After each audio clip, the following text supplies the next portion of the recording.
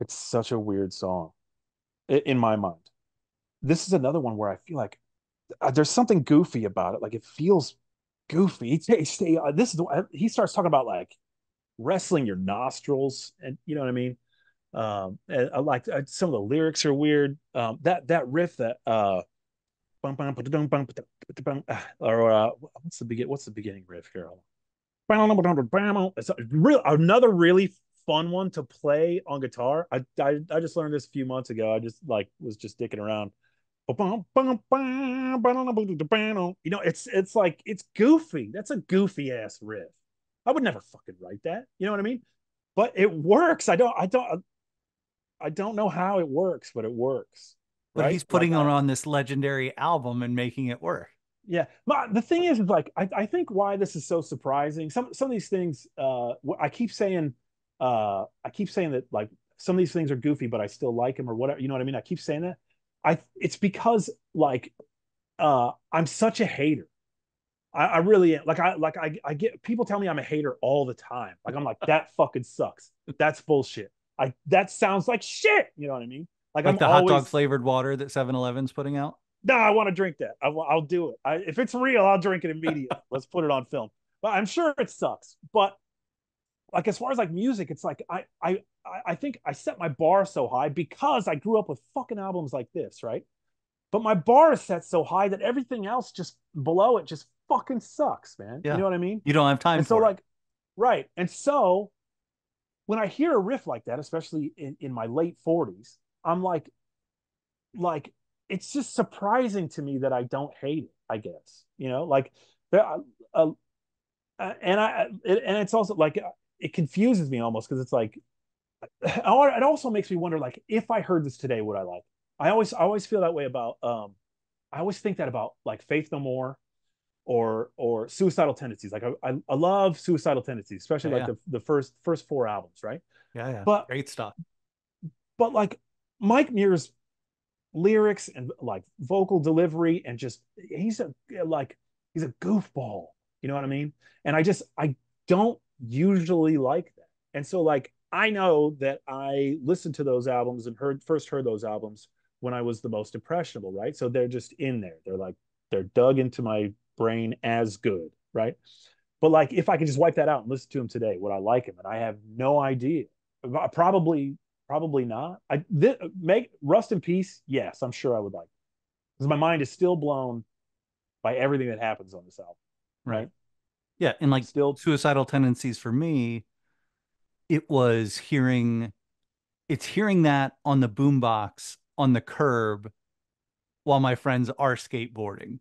yeah, dude. Yeah, and I've been a skateboarder for 32 years, so like it just it fits like a glove. You know what I mean? I was gonna be a Suicidal fan. There was nothing I could do about it. Yeah. It was the timing and it's just like Yeah, this is the Reese's peanut butter cup that is suicidal tendencies with skateboarding. yeah. It's out of my hands. There's another. But I don't know. I just like I always just it's interesting to me when a riff like that had anybody else written it. I'm sure that I wouldn't like it. Boom, boom, boom, boom. It sounds dumb, but it's fantastic. You know what I mean? No, and they crush it. And then, so I had a weird experience on my final listen of this as I was taking some final notes going through, and I'm listening to it as part of the YouTube playlist. And before this track comes up, I get served an ad, and it's an Right. Oppenheimer promo for Paramount. Oh, So, nice. Oh, awesome. Yeah, fits it right in. so Kind of. right as I'm about to go check this out with the Polaris program and 1956 through 1960 with the US Navy and the UGM-27 Polaris missile. And it reset the game for the Cold War and put, the US and the Allies in a better place because of it.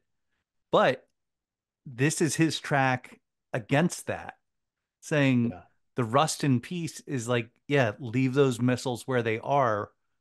We hope they rust and this doesn't get used because you're about to Yeah. do a lot of damage that can't be undone. Right. Yeah. Yeah. Yeah. Yeah, what an incredible weird thing for YouTube to just probably no, I don't know, unknowingly do to you. Yeah, like it That's had to so be cool. coincidence. I was like, okay, I Maybe. wonder if everyone who's listening to this track is going to get served this ad. Yeah, it's just like, how good is this algorithm? Man, wow, it's really doing its homework or whatever. But yeah, man, that, like, especially as a kid, like as a kid, I didn't know what, it's just, this is one of those albums that's like smarter than I'll ever be on so many different levels, right? Like, but guitar playing, songwriting, solos, structures, but then like lyrics too is just like especially as a kid, I'm just like, these are over my head. You know what I mean? Right.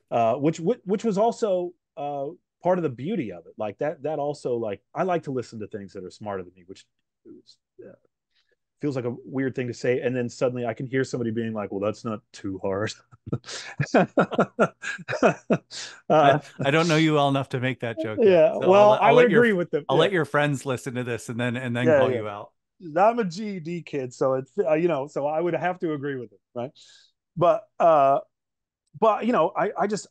loved all the like political commentary and anti-nuclear war and global warming and like all of that stuff inside of this stuff, just inside of this album. Um, especially And as a that's kid, late 80s, early 90s. And yeah, how relevant it is today. yeah, right. It's still relevant. Yeah. And and I still feel like this album is smarter than I am on every level. But this is just another example of what I believe to be superior songwriting and lyric writing. I really feel like he was so good at writing lyrics. Well, You know and what I mean? you can lose them because the music is so complicated and the guitars are so amazing that you can easily lose track of the lyrics. And I think Yeah. that was fun forcing myself to go through the lyrics knowing that this is so thrash metal guitar centric and then Yeah. peeling peeling that back off the banana and forcing myself to listen to the lyrics as it relates to everything. Yeah, that's a really good point because I don't do that enough. Like generally when I fall in love with an album, I'm not tearing these lyrics apart. Actually, what I'm really doing for the most part is I'm hoping that whoever's singing is using such a like a poetic license or whatever that I don't know what they're talking about. I prefer to not know what they're talking about. So I generally don't spend too much time studying what they are saying, necessarily. I don't like it when it's super obvious. You know what I mean? Yeah. Like how like some country songs will be like, I was in my car and my girl came. You know what I mean? I'm just like, what the fuck? Like I like Yeah. Like this. There's no mystery to this. Is twangy all this. Dr. Seuss. Yeah, yeah, but you know what I mean. It's like this is the simplest. Like they're not even trying. Yeah, yeah. So like I was saying earlier, I really like when I don't know what they mean. I like it when they're so well done that like it's almost up to me to like come up with it because it's almost like he doesn't want me to. But not that he's not obvious here, but he just does a really good job of like placing these vocals and the words he chooses to use. And I don't know, like I find a lot of especially clean vocalists because I'm listening to a lot of metal. A lot of metal doesn't have very clean vocals, so it's hard to tell anyways. But like I notice with a lot of clean vocalists, it's like the lyrics turn me off like a lot, and it's like you took me out of it. I'm done, I'm done. But none of this does that. He says he's placed these and his wording and everything is I don't know. I just think it's great. I just think it's so well done. Yeah. And I You don't know. think, even though he has themes, I don't think you can ever, I don't think you ever expect what he's going to bring next. So even if he Yeah. works themes in, it is thought out. It is, okay, where does this fit in the narrative of this album? And he makes all of that work still. So it was fascinating for me to go through it, especially being so new to it and listening Yeah. to it as many times as I have this week to kind of pick that up and be like, oh, okay, this guy was a thinker. He Yeah. took time, because he wasn't on the internet yet. This was Yeah. reading newspapers or magazines to get the things that he's talking about there. So that's, a critical thinker who's reading and thinking, and here's how I am interpreting what's going on in the world. So I think it's brilliant. I just, yeah. And it's like, and he took all of his, like whatever he wanted to talk about, like, and his point of view or whatever, and he took it all and he just turned it into poetry. You know what I mean? Which, like, it's a big deal to me because if somebody's like trying to write like a political song or whatever, and then I don't know, it's 1990, right? So like, if the chorus were just like Bush sucks, you know what I mean? I like, And that was maybe probably some punk songs at the time. yeah. I was gonna say that maybe that has a time and a place, maybe in punk songs or whatever. But like, I'm always just like, God, that's so literal and just not thought out. You know what I mean? Like, I do appreciate a good poet. I just do, and I really think he did a good job But, here. I think on other albums he's not done such a great job, but but this on was the this, one, and this is what we focused on. So, yeah. Scott, I can't thank you enough for introducing me to Rust in Peace and allowing me to do the deep dive and share your thoughts on it, especially with all the history you've got with it and how it's helped you become the musician you are today. So I love getting that background and how music does that for people, and it helps you become who you are. So thank you for doing that, but also, again, pump up pump up your bands right now. Oh Talk yeah. about Mash Food a little bit more if you want to, and tell people where they can follow you or learn more or any of those good parts. Yeah, the MASH thing we're a little bit in the middle of because we were putting out videos on MASH.com, YouTube, but now they are giving us our own YouTube channel, which has we've yet to publish anything on, but that's happening soon. So I don't have anything to necessarily send you to except for So the this is a teaser. yeah, this is a teaser, so be on the lookout for that. I was in a band called Tabericus, which is whatever, all the streaming things you can kind of look that up. It's a thrash metal, kind of modern thrash metal band. We got 3 albums, 2 of them were on Metal Blade. You know, so you can look those up. That's been a roller coaster ride of which that's a real long story, but we got back together, made a new third album, and then we broke up again. But three of those, me, Ben, and Dustin, and then we got some new guys, Eric and Alex. We're in a band called Ritual, but it's spelled like the Dutch way, so it's Ritual. But that's in the beginning too. We've just written. We have like a whole album worth of material, but I think we're going to next month we go into the studio. Awesome. You can find us on Instagram. Well, we've played a handful of shows and they've all gone very well, and we're really excited to record. But we're in the beginnings of that too. Um, so yeah, yeah, Awesome stuff. I can't wait to you'll have to let me know and I can repost some of your stuff once these things are live and going.